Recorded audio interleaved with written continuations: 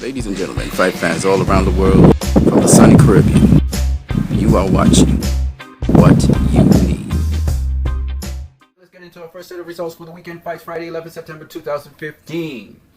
And we'll start off with the Super Bantamweight division where Nonito Donaire won the vacant WBO World Super Bantamweight title against Cesar Juarez. Now, I thought that Nonito Donaire would stop Juarez because when I looked at Juarez, he didn't seem to have anything of special report in him. But one thing about Juarez I realized is he's one tough son of a bitch.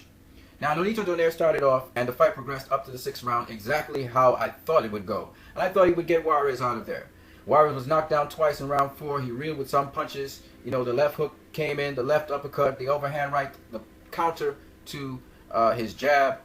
All of those punches were working for Nonito Donaire, including the left hook, which reeled Juarez throughout the fight.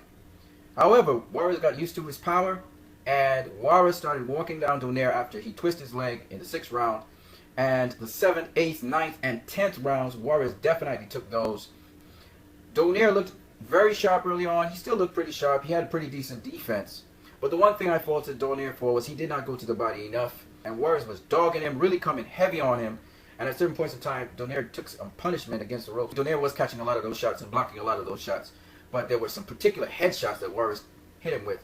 You know, combinational shots that I thought did a lot of damage to Donaire. In fact, it busted up his 2 eyes.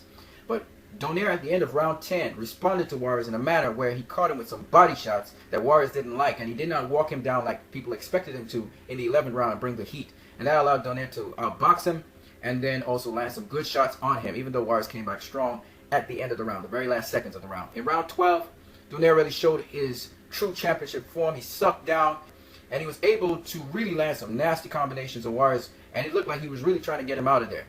But Juarez sucked it up, and he returned fire. Both guys were dead tired. It was a very exciting fight.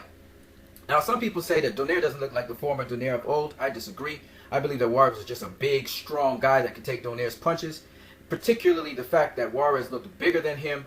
Now, in terms of the basic breakdown of that fight, I can go into more detail later on in a video that I will do, particularly concerning that, what Donaire didn't do, why it was he was getting tagged, why he didn't stop the advances of Juarez.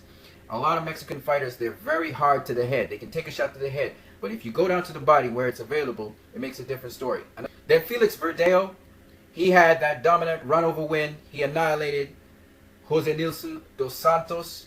Annihilated him in the 2nd round, caught him with an overhand right. He set it up with a jab, which caused Nilson to try to counter the jab, and he countered Nilson over the jab with an overhand right that dropped him, and he just never recovered. Nilson had a very weak jab.